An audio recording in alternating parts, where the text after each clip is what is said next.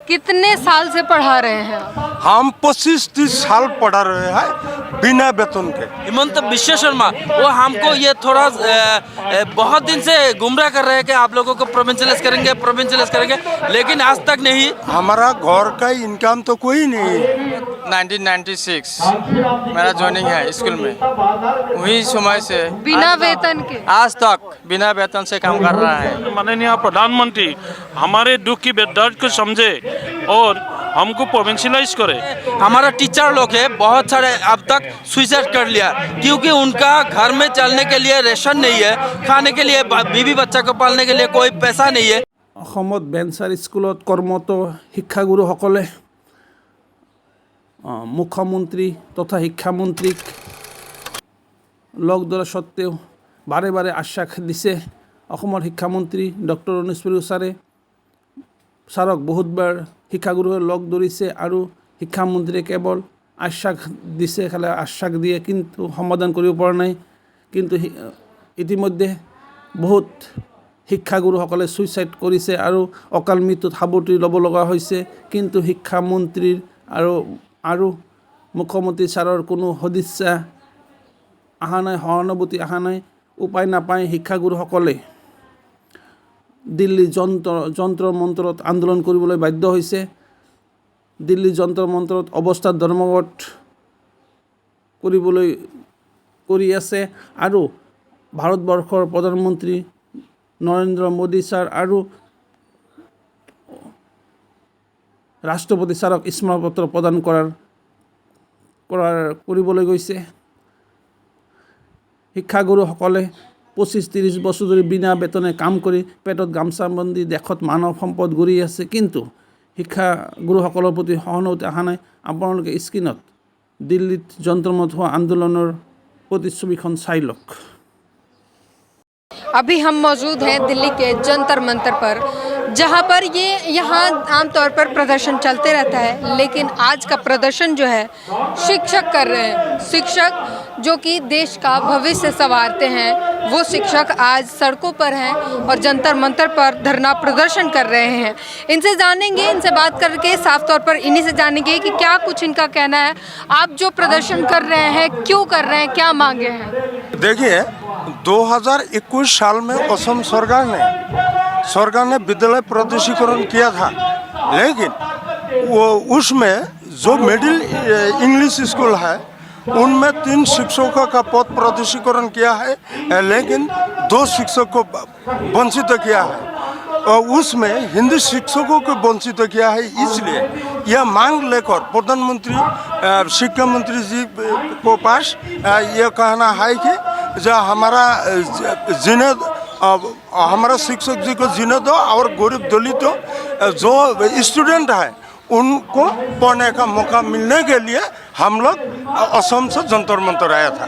कितने साल से पढ़ा रहे हैं आप? हम 25-30 साल पढ़ा रहे हैं बिना वेतन के। बिना वेतन के 25-30 साल हो गए पढ़ाते हैं। आप पढ़ाते हैं 25-30 साल। घर के खर्चे जो हैं, बेसिक जो इनकम की सोर्स है, क्या है आपकी? कैसे घर के खर्चे करते हैं? हमारा घर का इनकम तो कोई नहीं। घर में छोटा बिजनेस करता है, कोई लोग घर का काम करता है, इसी तरह से उनका घर चलाते हैं। तो घर से दबाव नहीं आता कि अगर वेतन नहीं मिल रहा है तो बिना वेतन के क्यों पढ़ा रहे हैं, छोड़ दो, दूसरा कुछ कर लो? असम सरकार ने 2005 साल में हमारा विद्यालय को परमिशन रिकॉग्निशन दिया, इसलिए हमारा मन में यह आशा है कि सरकार ने एक समय विद्यालय प्रोविंशियलाइजेशन करेगा और वो भी घर चलाना हमारा सुविधा होगा। यहाँ पर जो है काफ़ी लोग मौजूद हैं और भी लोगों से बात करेंगे। कितने साल से पढ़ा रहे हैं? मैं तो 29 साल से पढ़ा रहा हूँ स्कूल में। 14/12/1996 मेरा ज्वाइनिंग है स्कूल में, वही समय से बिना वेतन के आज तक बिना वेतन से काम कर रहा है वही स्कूल में।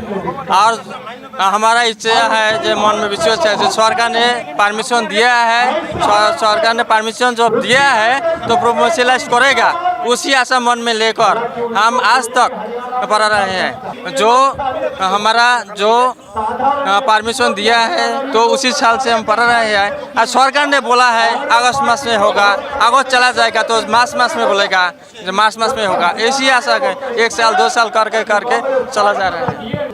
यहाँ जो है काफ़ी संख्या में जो है शिक्षक मौजूद हैं। यहाँ पर जो है आप मेरे पीछे देख पा रहे होंगे बेहद सारे लोग हैं जो असम से आए हुए हैं और पूरे जो हैं असम के शिक्षक हैं और इसी उम्मीद में है कि यहाँ दिल्ली जंतर मंतर पर जो अब प्रदर्शन करेंगे तो उन्हें कुछ उम्मीद है और उस पर उम्मीद को लेकर यहाँ पर जंतर मंतर पर आए हुए हैं। क्या कहना है? जी नमस्ते। सबसे पहले मैं आपको धन्यवाद देता हूँ कि आप हमारे बात को जनता के सामने रखने के लिए। हम गरीब तिसार है असम का। ऐसे हुआ कि गांव के लोग स्कूल बनाते हैं और जो शिक्षित युवक है उनको वहाँ नियुक्त करते हैं। बाद में सरकार ने उसे परमिशन देता है और रिकॉग्नाइज कर देता है। इसके बाद सरकार उसे प्रोविंशियलाइज करता है, यानी प्रोविंशियलाइज करने पर हमको तनख्वाह मिलता है। लेकिन ऐसा हुआ सरकार ने बहुत दिन हो गया कुछ स्कूल प्रोविंशियलाइज करा और एक ऐसा आइन बनाया, खतरनाक आइन, जो इंसान को शिक्षक को मारने के लिए बनाया। ये आइन में हमको आइन से बाहर बना दिया। ऐसा आइन जो पहले उस आइन में शिक्षक हो गया, उनको तनख्वाह मिल गया और उस आइन में ऐसा कुछ धारा लगा दिया जिसे और उसे अमेंडमेंट करने पर हम टीचर हो सकते थे। सरकार ने ऐसा आइन लगाकर हमको आइन से बाहर बना दिया। हम ये बात लेकर दिल्ली आया हो कि हमारी माननीय प्रधानमंत्री हमारे दुख की दर्द को समझे और हमको प्रोविंशियलाइज करे।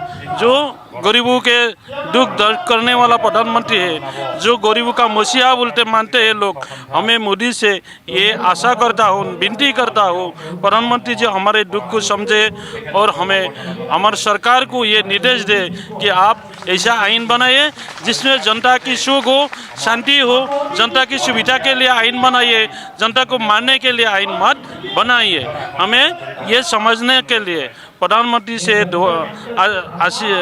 प्रार्थना करता हूँ। इसके बाद राष्ट्रपति जी से प्रार्थना करता हूँ, गृह मंत्री जी से प्रार्थना करता हूँ, कि एजुकेशन मिनिस्टर से प्रार्थना करता हूँ कि आप हम जैसा गरीब टीचर को जीने के लिए कुछ कीजिए। कितने साल हो गए पढ़ाते हुए आप? तो मेरा तो 15 साल हो गया। मेरा कुछ ऐसा साथी है और कुछ ऐसा बुजुर्ग लोग हैं जिसके 2 महीना है, 3 महीना है, 1 साल है, 1.5 साल है, इसके सिवा किसी का नौकरी नहीं होगा। अगर अब भी टीचर बनाएगा तो 2 साल से ज़्यादा बहुत सारे शिक्षक नहीं मिलेंगे। अच्छा, कुछ शिक्षकों को जो है सरकारीकरण कर दिया जाता है, बाकियों को छोड़ दिया जाता है। सरकारीकरण जो किया जाता है किस आधार पर किया जाता है? सरकार ने अपनी मर्जी से, वहाँ का जो चीफ मिनिस्टर है ना, वह किसी का सुनता नहीं है। जो दिल में आता है, जो मन में आता है, वही आइन बना देते हैं। हम जैसे गरीब टीचर का बात ये नहीं मानते, इसीलिए हम मोदी जी से के सामने आया हूँ, वो हमारे विनती सुने और हमें जीने का अधिकार दे। तुम असम में भी मोदी की ही सरकार, बीजेपी की ही सरकार है, तो ये मानना चाहिए हमारे सरकार ने ऐसा ढोल बजाया है कि असम में कोई इतना अच्छा हो रहा है शिक्षा के बारे में, कोई इसमें दुख दर्द नहीं है, शिक्षा की मान बहुत उत्साह है। लेकिन आज दिल्ली में आया हूँ, मोदी जी ये बात पता नहीं है, हम बताने के लिए आया है। तो मोदी जी को पता नहीं? हम मानना है कि असम का सरकार जनता को ये दिखाता है कि असम में शिक्षा की बहुत सारी उन्नति हो गया है। यहाँ टीचर की ऐसा वेदना नहीं है, लेकिन हम मर कर जी रहे हैं। ये वेदना हम दिल्ली तक आया है। इसलिए जो सरकार है, मोदी जी जो है वो शिक्षक दिवस पर आते हैं, भाषण देते हैं, शिक्षकों के लिए बड़ी अच्छी बातें करते हैं, लेकिन शिक्षकों की जो हालात है देश में बदतर होती जा रही है। हाँ, ये तो बात है। मेरा यह मानना है कि लगभग मोदी जी हमारे दुख को पता नहीं लगा है। अब आया हो दिल्ली में उसे हम बताने के लिए, अगर वह सुन सके तो मैं जानता हूँ ऐसा प्रधानमंत्री है हमारा, गरीब का दर्द जरूर क्या कहते हैं, गरीब का मसीहा मानते हैं, भगवान मानते हैं, ये भगवान हमारा उपकार जरूर करेगा। बेहद साफ दिल से इनका कहना है कि जो प्रधानमंत्री है उनको इस मुद्दे की जानकारी ही नहीं है, इसलिए वो जानकारी देने आए हैं। इस उम्मीद में आए हैं कि प्रधानमंत्री को ये जब मालूम होगा तो वो ज़रूर इस पर काम करेंगे।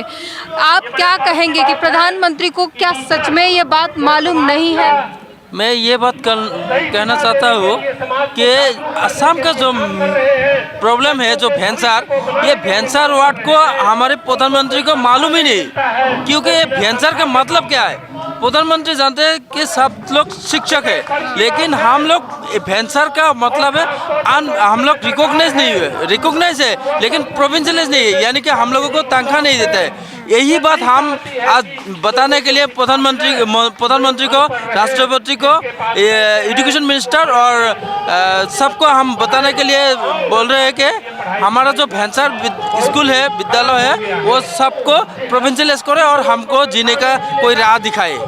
क्या लगता है प्रधानमंत्री को मालूम हो जाने के बाद आपकी समस्या का समाधान हो जाएगा? ये तो हम लोग ऊपर वाला से दुआ करते हैं कि हमारा मांगे पूरी करे, क्योंकि प्रधानमंत्री को आज तक नहीं पता कि हम लोग किस दुर्दशा में जी रहे, क्योंकि एजुकेशन में बहुत सारे बच्चा, यानी कि एजुकेशन में सब लोग शिक्षा देते हैं और उस शिक्षा में अगर हम लोग बच्चे को दे रहे हैं और अगर कल के दिन में ये स्कूल बंद हो जाए तो कल के दिन यानी कि फ्यूचर बहुत अंधकार होगा।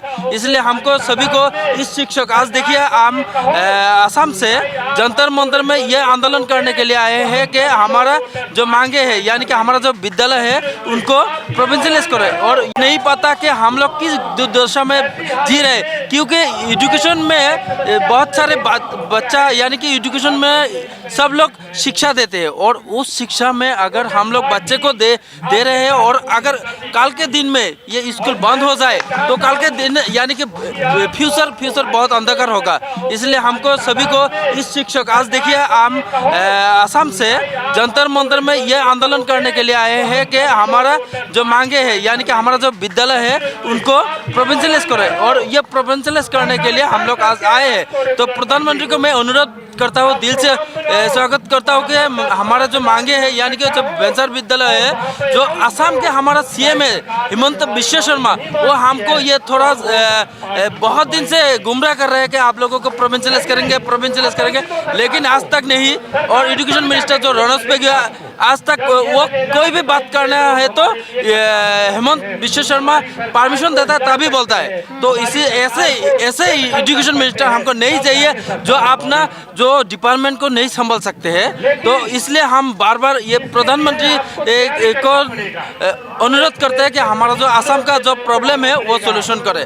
प्रधानमंत्री को 9 साल हो चुके हैं सत्ता में, लेकिन क्या अब तक उनको पता नहीं होना चाहिए था? शायद पता होगा, लेकिन गुमराह कर दिया, यानी कि नजरअंदाज कर दिया, सुनने का कोई प्रयास नहीं किया। असम में जो उनका बीजेपी सरकार है उससे वो लाभवान है, यानी कि हेमंत बिश्व शर्मा जो बोलता है वही शायद सुनता है कि ना असम का तो परिस्थिति बहुत अच्छा है। लेकिन दिखाई दे रहा है कि असम में बहुत बड़ा संघर्ष लगाने का जो प्रयास कर रहे हैं, हिंदू मुसलमान का प्रयास कर रहा है, जो आश्वानी देता है सबको गुमराह करके शिक्षा डिपार्टमेंट में जो ध्यान देना चाहिए, लेकिन वो ध्यान नहीं देता है।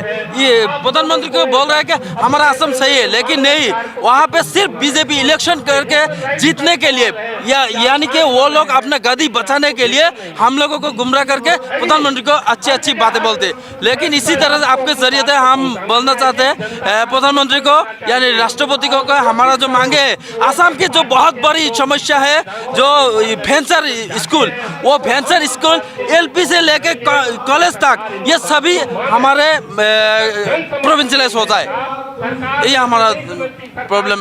जाहिर तौर पर ये शिक्षकों का कहना है जो कि देश का भविष्य संवारते हैं, बच्चों का भविष्य संवारते हैं। जी, बात यह है कि जो सारे हमारा टीचर लोग हैं, बहुत सारे अब तक सुसाइड कर लिया, क्योंकि उनका घर में चलने के लिए राशन नहीं है, खाने के लिए, बीवी बच्चा को पालने के लिए कोई पैसा नहीं है, क्योंकि हम लोग जैसे ही भेंसार स्कूल है कहीं से भी पैसा नहीं मिलता है, यानी कि हम लोग दिखावे के लिए टीचर है। हमारे बच्चे को, हमारा बच्चा जो होता है टीचर स्टूडेंट होता है वो इंजीनियर डॉक्टर पढ़ के बन जाता है, लेकिन हमारा जो परिवेश है यानी कि हम लोग कोई भी पैसा नहीं मिलता है, यानी कि हम लोग हमारे बच्चे हमारे फैमिली को किस तरह से प्रोटेक्ट करें। तो इसलिए मैं निवेदन करता हूँ कि हमारे जो मांगे वो पूरी करें। हमारे विद्यालय जो है एलपी से लेके कॉलेज तक वो सभी को प्रोविंशियलाइज ये करें। जो स्कूल होता है, स्कूल के जो बेसिक खर्चे होते हैं वो कौन देता है? सरकार देती है या शिक्षक अपने देते हैं? नहीं, वो लोग कुछ नहीं देता।